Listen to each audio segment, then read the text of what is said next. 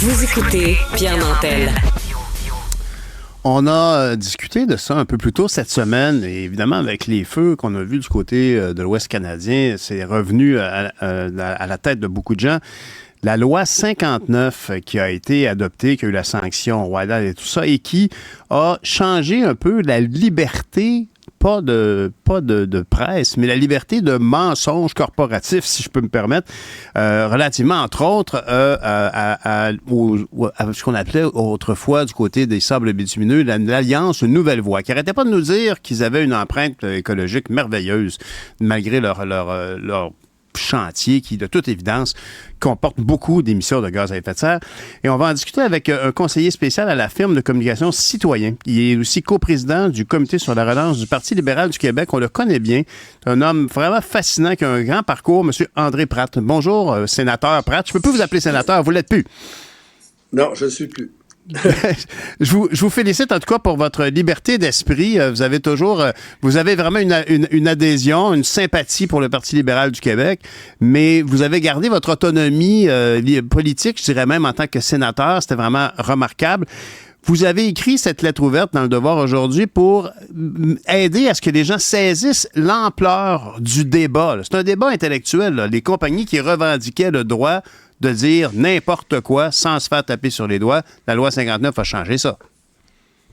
Bien, on espère en tout cas que la loi va pas venir à changer ça. Chose certaine, c'est qu'il y a maintenant des outils. C'est sous la loi sur la concurrence. Donc, c'est le bureau de la concurrence qui s'est toujours occupé, dans le fond, notamment de ce qui existait comme publicité trompeuse et ce genre de pratiques-là, des pratiques commerciales déloyales.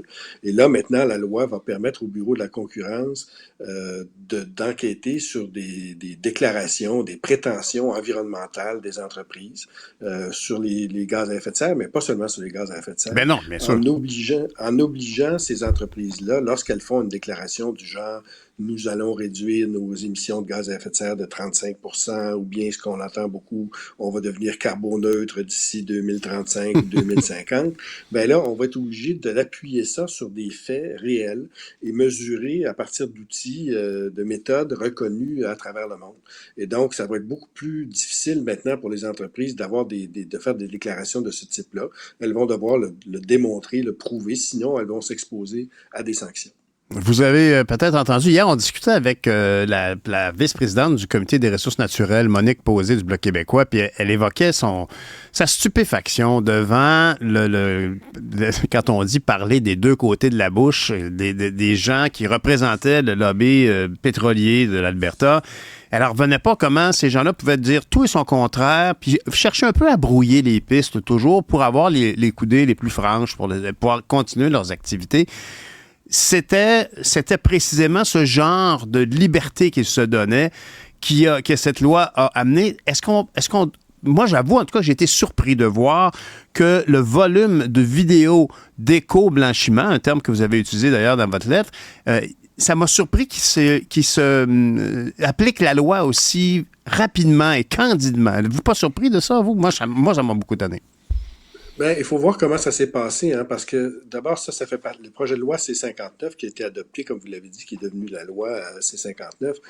Cette loi-là, au départ, visait à moderniser la loi sur la concurrence, mais il n'y avait rien sur les déclarations environnementales des entreprises. Et ça s'est fait pendant l'étude en comité, notamment sous la pression du Bloc québécois, et le gouvernement a accepté, le gouvernement libéral, le NPD, a accepté de modifier ce projet de loi-là pour inclure cet élément-là. Donc, ça s'est fait un peu à la dernière minute. Au départ, le gouvernement n'y avait apparemment pas pensé, et ça s'est fait dans ce contexte-là, sous les pressions des députés de l'opposition et notamment du Bloc québécois. Maintenant, c'est d'ailleurs une des raisons du mécontentement du secteur privé et notamment du secteur pétrolier, c'est qu'ils disent, le texte de la loi est très vague et pas clair, et donc ça va nous exposer à toutes sortes de poursuites. Puis ça se peut que juridiquement, là, puis moi je suis pas avocat, je suis pas juriste, ça se peut que le texte soit pas aussi clair parce que ça devrait, parce que ça s'est fait un peu sur le coin de la table en comité. Mais le résultat net néanmoins, c'est de faire en sorte que les entreprises qui ont des prétentions environnementales doivent en faire de la démonstration. Puis dans le fond, c'est une très bonne chose parce que quoi qu'on pense de l'industrie pétrolière, l'industrie du gaz, qui sont des industries très importantes au Canada, il reste que si ces industries-là veulent être viables à long terme, elles vont devoir poser des gestes très concrets en matière environnementale. Sinon, ça sera plus possible d'opérer dans quelques années dans ce contexte-là. Donc, ça les force à faire quelque chose que leur plan d'affaires devrait déjà les forcer à faire d'une certaine façon. Ben oui, puis et comme disait Jim Prentice, le premier ministre albertain à l'époque, when you're in the energy business, you're in the environment business. T'sais, alors ça va de soi, il faut assumer ça comme vous dites.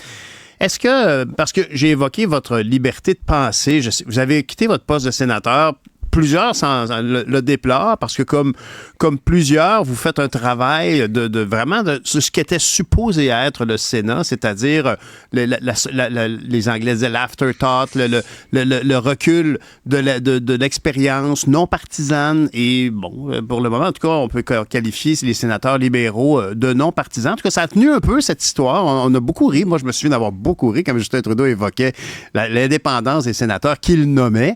Mais en bout de ligne, quand même, il y a eu, entre autres, Julie Deschênes, Miville Deschênes, qui a été très active comme vous. Là, aujourd'hui, devant ce qui se passe là, au niveau, par exemple, vous êtes certainement allé à Jasper dans vos fonctions. Je veux dire, c'est un drame sans nom. Il y a certainement aussi, on apprend maintenant qu'il y a des politiques de mise à feu de certains combustibles dans les forêts qui ont été arrêtés depuis quelques années, puis on n'aurait peut-être pas dû parce que ça a laissé beaucoup de bois à brûler. Mais le réchauffement, la sécheresse, les chaleurs, les vents intenses, est-ce que vous avez l'impression que le gouvernement libéral devrait peut-être faire de cette question-là le point de challenge avec le Parti conservateur? C'est leur seule chance. Actuellement, tous les sondages donnent les libéraux perdants. Stephen Guilbeault a avoir les meilleures intentions du monde, ce dont beaucoup de personnes doutent. Mais il a beau avoir les plus belles intentions du monde, il ne pourra pas les appliquer si les conservateurs gagnent. Est-ce que vous croyez que c'est un terrain où on devrait confronter davantage les positions climatiques du côté du Parti conservateur? Ben, je pense que les libéraux fédéraux essaient de faire de la lutte au changement climatique un des points qui les différencie grandement des conservateurs, parce qu'il faut se rappeler que M. Poilievre n'a pas encore indiqué d'aucune façon comment il allait, quel était son plan pour lutter contre les changements climatiques. Il n'y a pas de plan. Il critique beaucoup la taxe sur le carbone, mais à part critiquer la taxe sur le carbone, il n'y a pas d'alternative. Alors, je pense que c'est ça, il n'y a pas de solution de rechange. Alors, c'est sûr que les libéraux ont tout avantage à faire ça. Le problème, puis je pense qu'il faut reconnaître la complexité du problème sur le fond. L'industrie pétrolière, gazière en Alberta et dans l'Ouest en général est aussi importante, non seulement économiquement, mais symboliquement, que l'hydroélectricité. Exact. Ici, c'est la même chose. C'est comme si le gouvernement fédéral venait donner des coups de bâton à Hydro-Québec. On n'aimerait pas ça. Alors, évidemment, Hydro-Québec produit une énergie propre, et puis c'est pas le cas du pétrole, mais nous-mêmes, on est consommateurs de pétrole. Donc, il faut pas démoniser. Je dirais, la difficulté. Mais moi, mon argument, et c'est la raison pour laquelle je pense que C-59 en bout de ligne est une bonne idée, c'est que de toute façon, si vous êtes dans l'industrie pétrolière, vous savez que le temps joue contre vous. Et qu'éventuellement, cette industrie-là va tranquillement décliner ou se transformer. Et donc, dans les plans d'affaires de ces entreprises-là, puis c'est le cas dans plein d'autres domaines, il faut absolument tenir en compte les dommages à l'environnement. Et si on a des prétentions, parce que là, le problème, c'est qu'actuellement, la question de l'environnement pour beaucoup d'entreprises, c'est une question de communication. C'est une question de publicité. On veut se donner une belle image. Donc, on dit, nous, on va être carboneutre en 2050, etc. Mais sans que ça soit vraiment intégré aux pratiques de l'entreprise. Ben non, donc, dans beaucoup de cas, c'est de la frime. C'est pas parce qu'ils sont pas sincères, mais c'est parce qu'ils y croient plus ou moins. C'est à la mode. C'est des buzzwords qu'on utilise. C'est ça. Exactement. Mais alors, dites-moi... Ce que la loi C-59 vient faire, c'est de dire, tu peux plus juste faire de la publicité, sinon ça devient de la publicité trompeuse. Il faut que tu t'appuies sur des plans, sur des mesures solides, rigoureuses, pour que les gens puissent savoir que c'est pas juste justement un énoncé publicitaire, mais que c'est fait vraiment partie du plan d'action de l'entreprise. Monsieur Pratt, avec toute votre expérience journalistique, politique au Sénat, est-ce que je peux vous demander de rappeler aussi, parce que comme vous le dites, c'est très délicat, puis vous avez tout à fait raison pour le parallèle Hydro-Québec pour le Québec, le pétrole pour l'Alberta, mais est-ce qu'on ne pourrait pas quand même soulever à quel point les règles politique, de financement politique sont très, très, très, très différentes dans toutes les provinces et territoires du Canada. Et en Alberta, ce n'est que très récemment que l'industrie est sortie du financement politique et que ça peut encore colorer beaucoup. C'est-à-dire qu'un élu n'a pas intérêt, disons, à faire fâcher les frères Koch aux États-Unis, hein, faut pas faire fâcher Donald Trump. Alors, est-ce qu'il n'y a pas comme un enjeu aussi là, de reconnaître qu'il y a une grande différence, qu'il va falloir que tout le Canada dise à l'Alberta, là, s'il vous plaît, parce que votre exploitation pétrolière n'est pas une exploitation pétrolière standard. On est le seul pays au monde qui exploite de façon industrielle les sables bitumineux, dont l'extraction est très, très polluante. Ben, je veux dire, il faut absolument convaincre les Albertains d'aller dans cette direction-là, c'est évident.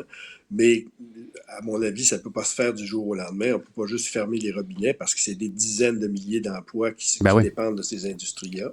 Alors, il faut le faire de façon la plus intelligente, convaincante possible.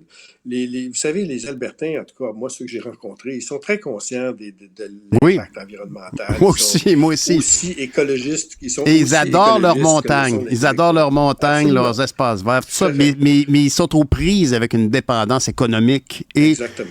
En terminant, ce que les Albertains n'ont pas réalisé encore, à mon avis, c'est que cette industrie-là, si elle ne se transforme pas, va mourir. Oui. Et donc, il faut qu'ils agissent. Mais évidemment, c'est toujours mieux quand les gens sont convaincus eux-mêmes que quand quelqu'un vient leur taper sur la tête. Alors, c'est là la difficulté. Mais je pense que le projet de loi 59, enfin la loi C-59 maintenant, va permettre d'aller un peu plus dans la bonne direction, de pousser les entreprises à agir concrètement plutôt qu'à seulement faire des énoncés publicitaires sur leur bonne performance dans l'environnement. Tout à fait. Bien, M. Pratt, merci beaucoup d'avoir pris le temps d'éclairer cet enjeu-là avec votre sagesse. On se reparle quand vous voulez. Merci beaucoup. Absolument, André Pratt. Merci, bonjour. André Pratt, coprésident du Comité sur la relance du Parti libéral du Québec, ancien sénateur et libre penseur. Merci.